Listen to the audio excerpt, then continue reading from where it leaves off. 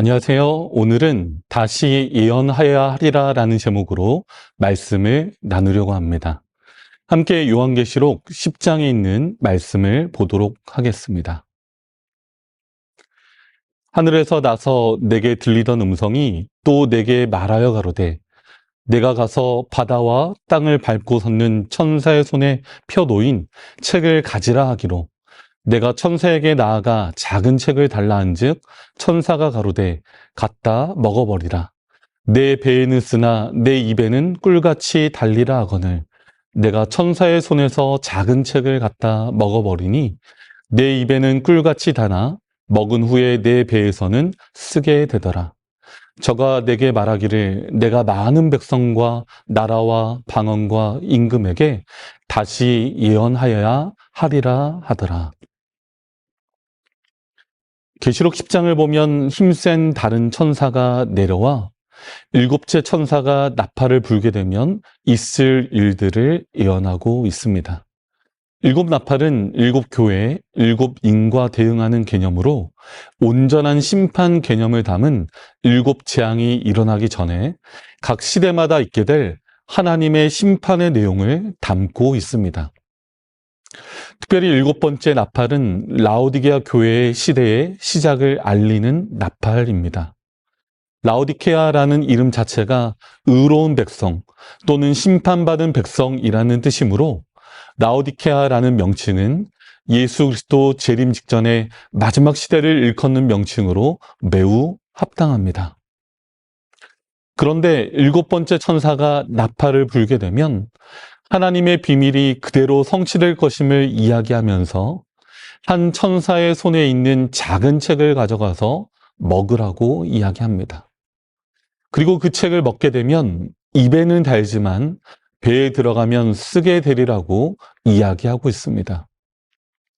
따라서 이 작은 책이 무엇인지는 모르지만 처음 이 책을 소화하기 위해서 입에서 잘근잘근 씹는 것처럼 연구할 때에는 너무나 달콤하지만 마침내 그 책을 소화하고 내용물이 배에 이르면 너무 쓰다는 것입니다.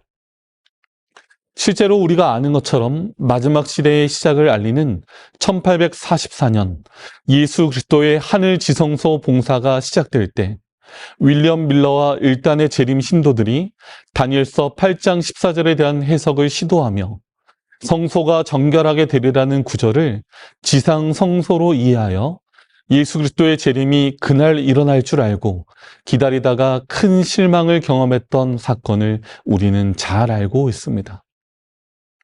그런데 요한계시록에서 요한에게 주어진 계시에서 그러한 실망까지도 우리 주님께서 예언하셨다면 이는 얼마나 놀라운 일입니까? 입에는 다나 배에는 쓰더라. 1844년에 큰 쓰라린 실망을 경험하고 당시 재림을 기다리는 성도들은 세 무리로 나뉘었습니다. 예언 해석에 있어서 사건은 정확하나 시기 계산에 착오가 있으므로 새로운 시기를 책정해야 한다는 무리들과 시기는 정확하나 일어날 사건이 잘못된 것이므로 재림이라는 사건은 실제적 사건이 아니라 영적인 것으로 보아야 한다는 무리들과 예언 해석은 정확했으나 그 사건의 의미를 해석하는 데 있어서 뭔가 더 깊은 의미가 들어있다고 보는 무리들이 있었습니다. 아시는 것처럼 세 번째에 해당하는 무리들이 바로 제7일 안식일 예수 재림교회입니다. 따라서 재림교회의 근본은 소위 밀러주의자라고 불리는 재림운동의 참가자들입니다.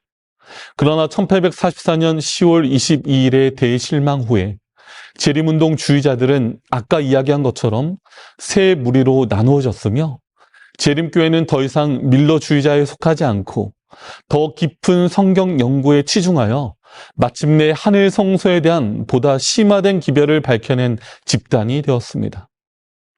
어떻게 보면 재림교회야말로 성경에 대한 가장 건전하고 올바른 이해를 가지고 1844년 이후에 얽힌 실타래 같은 현실을 풀어헤치고 설립된 기별자들의 모임이라고 할 수 있습니다. 그리고 계시록 10장 11절에 다시 예언하여야 하리라고 선언된 주님의 말씀을 자신들의 사명으로 삼은 유일한 집단입니다.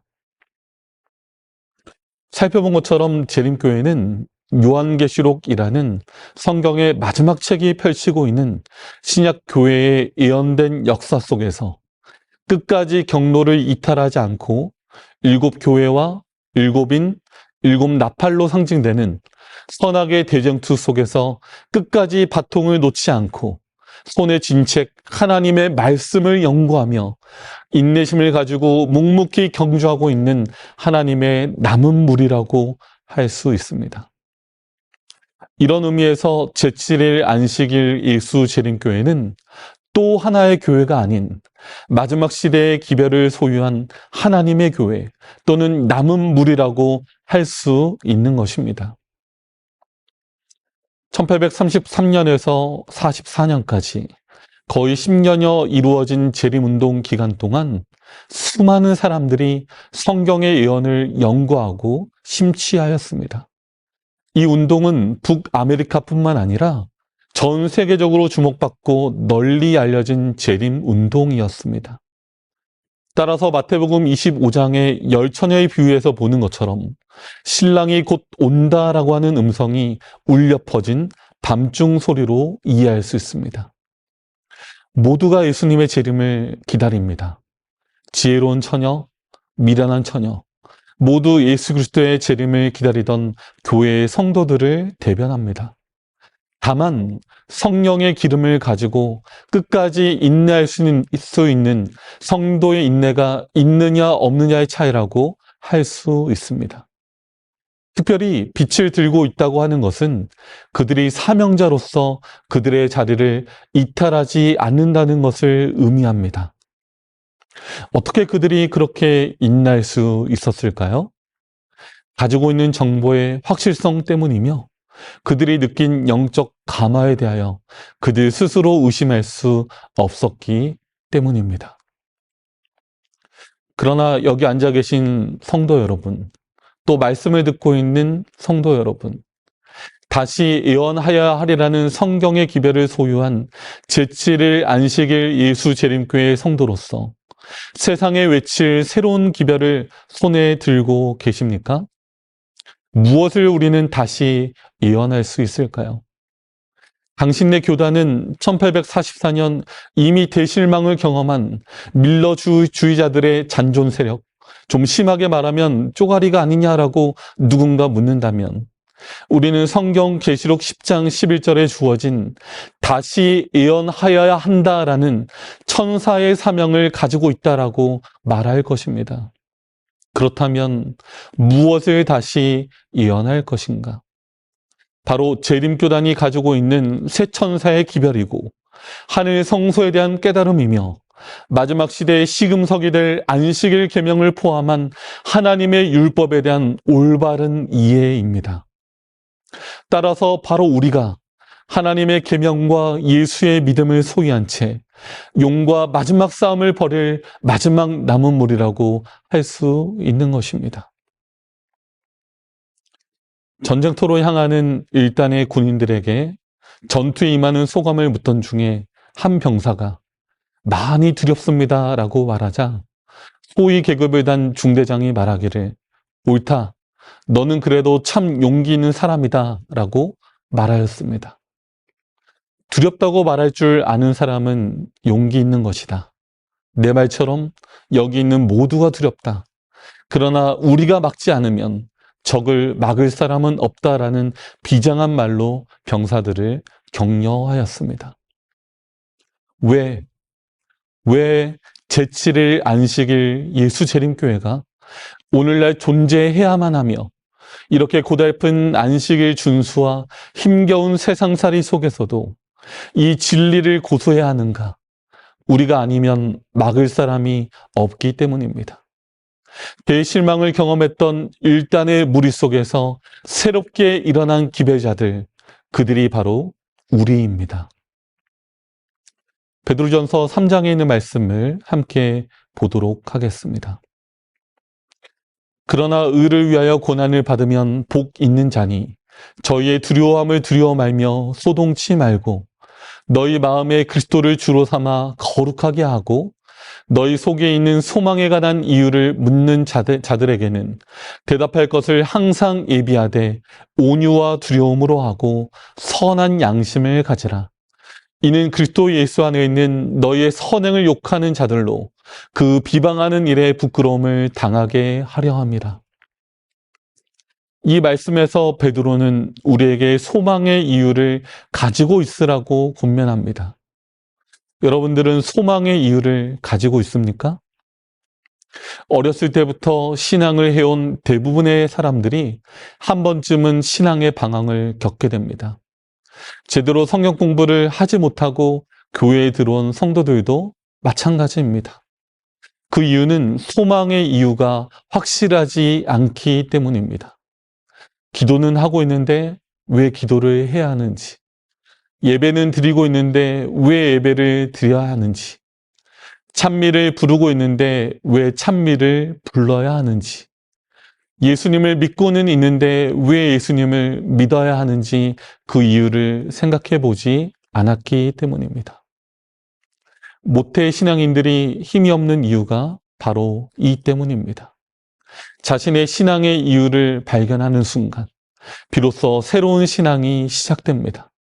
그것은 올바른 성경 해석과 열심에서 오는 것입니다. 예수님께서도 십자가 사건 이후 실망한 채로 엠마오로 향하는 두 제자에게 구약 성경을 펼쳐서 고난받는 메시아에 대해서 가르치셨고 그 기별은 그들의 마음을 뜨겁게 했습니다. 하나님의 말씀은 낙심한 사람들에게 다시 새 힘을 주는 놀라운 부흥의 수단입니다. 이제 한 청년의 마음을 뜨겁게 했던 복음에 대한 이야기를 해드리려고 합니다. AD 48년 안디옥 교회의 안식학교 시간, 한 청년이 눈물을 흘리며 간증을 하고 있습니다. 안디옥 교회 성도 여러분, 나 마가는 이제 저의 간증을 시작하려고 합니다. 예루살렘으로 구호봉사를 왔던 사울과 바나바가 하루는 저의 집을 찾아왔습니다. 사울과 바나바는 곧 해외 선교 여행을 떠날 계획을 가지고 있었고 그들은 저에게 이 해외 선교 여행에 동참하지 않겠냐고 권유하였습니다. 그 순간 제 마음 가운데에는 하나님의 성령의 역사가 느껴졌고 뭔가 알 수 없는 기대감에 부풀려 선뜻 따라 나서기로 결정했습니다. 어렸을 때 저희 어머니가 유대교에서 그리스도교 신앙으로 개종하였기에 저는 거의 모태신앙이나 마찬가지인 신앙인이었습니다. 예루살렘에 있는 우리 집의 다락방은 예수님과 12 제자들이 자주 사용하던 모임 장소였습니다. 항상 신앙의 울타리 속에서 성장하던 저는 이번 선교 여행을 통해 저 자신의 신앙에 대해서 객관적인 점검을 해보기를 원했습니다. 바나바와 사울이라는 뛰어난 성경 교사들과 함께 이 하는 선교 여행의 시작은 매우 즐거웠습니다. 난생 처음 떠나는 해외 선교 여행은 제 마음을 설레게 했습니다. 그러나 구브로 섬에 도착하자마자 우리의 어려움은 시작되었습니다. 우리는 제때 식사를 하지 못할 때도 많았고 여러 곳에서 배척을 받았습니다. 잘 곳도 마땅치 않아 거리에서 잠을 자고 복음을 전하는 것도 쉽지 않았습니다. 구브로 섬에서 우리는 사단의 강력한 반대에도 불구하고 단 한 명의 회심자를 얻을 수 있었습니다. 그는 구브로의 총독 서기오 바울이었습니다. 곧 우리는 그곳을 떠나 밤빌리아의 버가로 향했습니다. 항해 도중 우리는 풍랑과 해적들의 위험 속에 있었고 선교 여행은 험난한 여행의 연속이었습니다. 바나바와 사울은 끝까지 영혼 구원의 열망으로 충만하였으나 나 마가는 험난한 여정으로 인해 용기를 잃고 말았습니다. 그리고 이렇게 중도에 돌아올 수밖에 없었습니다. 안디옥 교회 성도 여러분, 진심으로 죄송합니다. 나 마가는 실패하였습니다. 울먹이며 단상을 내려오는 마가, 그는 바울과 바나바의 1차 선교 여행에 동참하였으나 힘든 여정으로 인해 중간에 돌아오고 말았습니다. 편안한 환경 가운데서는 성공적으로 하나님의 일을 감당할 수 있었지만 시련과 어려움 가운데서 그는 그의 신앙이 너무나 연약함을 알게 된 것입니다. 성도 여러분, 혹 여기 있는 우리도 마가가 가지고 있는 어려움을 가지고 있지는 않습니까? 어렸을 때부터 하나님을 믿어왔지만 여러 시련과 어려움들이 나를 낭만케 하고 힘들게 해서 용기를 잃고 낙담하고 낙심하고 있지는 않습니까? 하나님을 사랑한다고 그분을 위해 나의 삶을 드리겠다고 결심하지만 나의 일상의 삶 가운데 주님을 부인하고 하나님과 동떨어진 삶을 살고 있지는 않습니까? 목사님의 설교를 들을 때에는 하나님의 나라에 대한 소망으로 충만하다가도 일상의 힘겨운 생활 속에서 하나님 나라에 대한 소망을 잃어버리고 나 자신의 편안함만을 추구하고 있지는 않습니까? 오늘 우리는 마가의 이야기를 통해 다시 한번 희망의 메시지를 발견했으면 좋겠습니다. 요한계시록의 목적은 성경적인 이미지가 우리의 마음속에 내재화되는 것입니다. 성경의 인물들을 이렇게 인도하신 하나님께서 너희들도 반드시 인도하실 것이다. 그런 마음을 갖게 되는 것입니다. 이제 그런 의미에서 마가의 이야기를 다시 한번 더 살펴보도록 하겠습니다. 안디옥 교회에서의 간증 순서를 마치고 마가는 예루살렘에 있는 그의 집으로 돌아갔습니다. 낙심하여 한동안 교회를 떠나 있던 마가에게 하루는 베드로 목사님이 방문하였습니다. 고개를 푹 숙이고 눈도 마주치지 못하는 마가에게 베드로 목사님이 이야기합니다. 마가야, 너무 낙심하지 말아라. 하나님을 믿는 우리에겐 소망이 있다. 나도 한때 마가 너처럼 실수하고 낙담하던 때가 있었지. 항상 자신만만하게 큰 소리 쳤지만 결정적인 순간 나도 사단의 시험에 넘어지고 말았단다. 닭이 2번 울기 전에 3번 나를 부인하리라고 말씀하시던 주님의 말씀에 그날도 나는 절대 그러지 않을 거라고 큰 소리 쳤지만 결국 나는 그날 밤 주님을 3번이나 부인하고 말았다. 그것도 큰 소리로 주님을 저주하면서 말이야. 그러나 주님은 여전히 사랑스러운 눈으로 나를 바라봐 주셨지. 나는 순간 내가 주님을 부인하고 말았다는 생각에 겟세마네로 달려가 큰 소리로 울고 또 울었지. 모두가 주님을 버릴지라도 끝까지 주님을 지키겠다는 나의 맹세는 헛것이 되고 말았어. 바로 몇 시간 전 깨어있어 기도하라고 말씀하시던 주님의 말씀에도 불구하고 우리는 피곤하다는 핑계로 잠을 청하고 있었지. 주님을 따른다고 입버릇처럼 말했지만 우리는 그날 그 시험의 순간에 준비되지 못했어. 하지만 주님은 끝까지 우리를 사랑하셨고 우리가 주님을 부인했음에도 한결같은 사랑을 우리에게 보여주셨지. 예수님이 십자가에 못 박이신 지 3일째가 되는 날 우리는 놀라운 소식을 듣게 되었지. 예수님의 무덤을 찾아갔던 마리아가 말하길 그분의 무덤이 비어있다고 이야기했고 요한과 나는 무덤을 향해 출발했지. 예수님을 부인했던 나는 발걸음이 무거워서 요한보다 조금 늦게 도착했고 요한은 예수님의 시체를 누가 가져갔다고 큰 소리로 외치고 있었지. 나는 무덤 안까지 떨리는 마음으로 들어갔는데 예수님의 시체가 있어야 할 자리엔 그분의 몸을 감쌌던 수의만 잘 정돈되어 있었어. 그리고 한 천사가 나타나 그분께서 우리에게 약속하신 대로 먼저 갈릴리로 가서 기다리고 계신다고 이야기해 주었지. 곧 우리는 우리가 나고 자랐던 고향 갈릴리로 향했어. 예루살렘을 출발해서 갈릴리로 가면서 우리는 그분께서 행하셨던 많은 기적들과 이야기들을 기억해 낼 수 있었지. 사마리아 우물가에서 한 여인에게 복음을 전하시던 주님, 거라사 지방에서 광인 둘을 고치시던 주님, 마침내 갈릴리 바닷가에 도착한 우리는 처음 고기를 잡던 어부였던 우리들을 부르시던 주님이 생각났지. 옛 추억에 사로잡혀 오랜만에 우리는 그물을 던져보았으나 예수님을 처음 만났던 그날처럼 우리는 밤새 한 마리도 낚을 수가 없었지. 먼 동이 떠오르는데 해변가에 한 사람이 외치더군. 오른편으로 그물을 던지라고. 오른편으로 그물을 던지는 순간 우리는 믿기 힘들 만큼 많은 고기를 잡았고 우리는 곧 그분이 부활하신 주님이심을 알아보았지.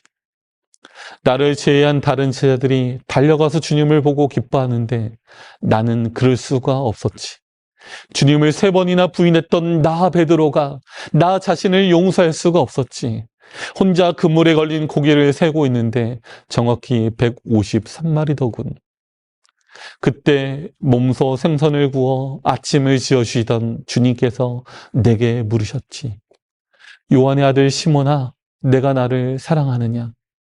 나는 한참을 머뭇거리다 떨리는 목소리로 주님, 제가 주님을 사랑하시는 줄을 주께서 아시지 않습니까? 라고 기어 들어가는 목소리로 이야기했지. 주님은 다시 요한의 아들 시몬아, 내가 나를 사랑하느냐? 라고 물으셨고 난 다시 주님, 제가 주님을 사랑하는 줄을 주께서 아십니다. 라고 대답했고 주님은 한 번 더 물으신 후에 나에게 내 양을 먹이라 라고 말씀하셨지.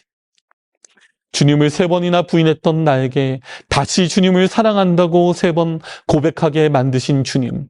그 주님께서 나를 용서하시고 이제는 주님의 양을 먹이라 라고 말씀하셨지. 그래서 나는 이렇게 주님의 사도로 다시 일하게 되었다. 마가야, 이제 너도 낙심하지 말고 다시 일어서거라. 너 자신을 의지하지 말고 주님을 의지하고 그분의 사랑에 힘입어서 일하는 자가 되거라. 이제 며칠 있으면 예루살렘 총회로 인해 바울과 바나바가 귀국한다고 하니 다음 선교여행 때는 다시 도전해보는 것이 어떻겠니? 베드로 목사님의 경험의 이야기는 내게 큰 힘을 주었습니다. 실망하여 낙담하고 있는 나 마가에게 베드로 목사님의 소망의 기별은 나에게 다시 사랑과 용서의 주님을 기억하게 하였습니다. 비록 바울 사도의 반대로 바울과 동행할 수는 없었지만 나는 삼촌 바나바를 따라 2차 선교여행을 시작하였고 이제는 어떠한 시련과 어려움 속에서도 주님을 따르겠다고 결심하게 되었습니다. 사랑하는 성도 여러분, 바로 이러한 마가의 경험이 그로 하여금 성경의 사복음서 중에 하나인 마가복음을 기록하게 만들었습니다. 베드로가 들려준 소망의 메시지가 마가의 복음이 되었습니다. 마가는 예수님의 12제자에 속하지는 않았지만 그의 마음을 회복시켰던 그 귀한 기별은 이제 마가의 복음이라는 이름으로 성경의 한 부분을 차지하고 있습니다. 마가복음 속에는 그때 내가 왜 그랬을까라는 베드로의 진한 아쉬움이 배어 있습니다. 하나님의 일을 생각하지 못하고 사람의 일만 생각했던 베드로의 후회. 이제는 교만하기보다 겸손히 하나님을 의지하여 살겠다라고 하는 베드로의 결심이 들어 있습니다. 저는 하늘에 가면 우리 모두가 이렇게 서로의 복음을 함께 나눌 것이라고 생각합니다. 주님께서 내게 해주신 일에 대해서 쉴 새 없이 영원토록 이야기할 것입니다. 오늘 다시 예언하여야 할 책임을 맡은 우리 재림교인들이 다시 한번 우리의 소망의 이유를 확실히 하고 근면한 연구와 신실한 기도로 우리의 열성을 회복하게 되기를 간절히 바라며 오늘 말씀을 마칩니다.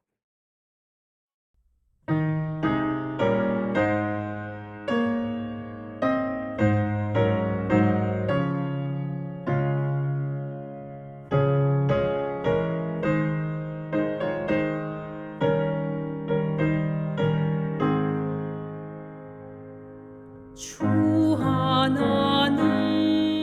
하나님 독생자 예수 이 세상에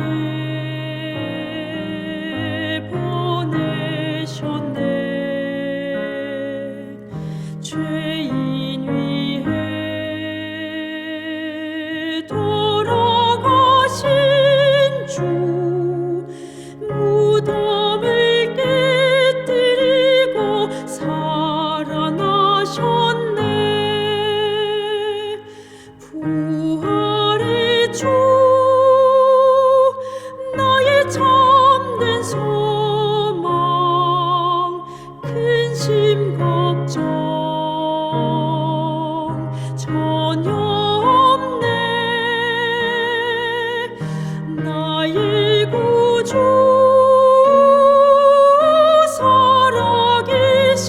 살아계시니 내 맘에 삶의 기쁨 넘쳐 흐르네.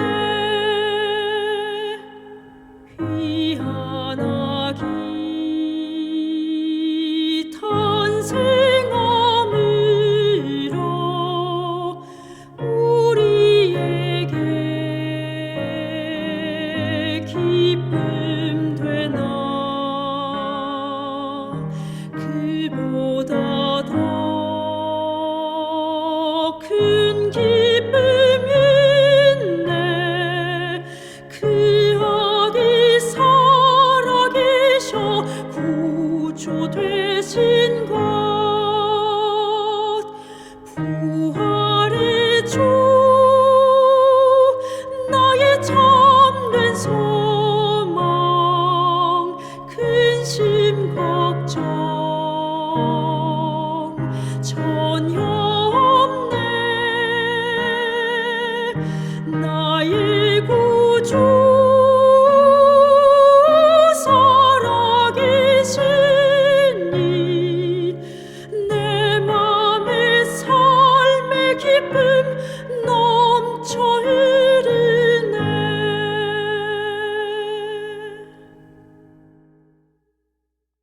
사랑과 은혜가 많으신 아버지 하나님, 우리의 삶 속에 여전히 찾아오셔서 우리의 마음의 문을 두드리시며 우리와 함께하기를 원하시는 그 주님의 사랑에 정말 감사드립니다. 우리는 주님을 때때로 부인하고 또 배신하고 멀리 가지만 그럼에도 불구하고 여전히 우리를 찾아오셔서 우리를 사랑하신다고 말씀하시는 그 주님의 음성에 저희들 감사함으로 반응할 수밖에 없습니다. 하나님, 베드로를 다시 구원하셨던 것처럼, 그를 다시 하나님의 사도로 사용하셨던 것처럼 오늘 우리의 삶의 자리에 오셔서 우리를 다시 하나님의 사람으로 쓰기 원하시는 그 주님의 명령에도 우리가 응답할 수 있도록 하나님 역사하여 주시옵소서. 주님, 때때로 우리는 자주 넘어지고 자주 실패할 때가 많습니다. 그러나 의인은 7번 넘어져도 8번 일어나는 존재라고 주님 말씀하여 주셨사오니 하나님, 우리가 주님의 그 사랑을 의지해서 다시 일어날 수 있도록 하나님 우리에게 용기를 허락하여 주시옵소서. 주님이 이 말씀을 듣고 있는 각 사람의 심령 가운데 주님 역사하셔서 우리가 하늘나라에 가는 그 순간까지, 재림의 날까지 끝까지 포기하지 않고 하나님의 말씀을 전하는 그 대열에 서 있을 수 있도록 하나님 인도하여 주시옵소서. 우리를 끝까지 사랑하시고 우리를 인도하시는 예수님 귀하신 이름으로 간절히 기도드리옵나이다. 아멘.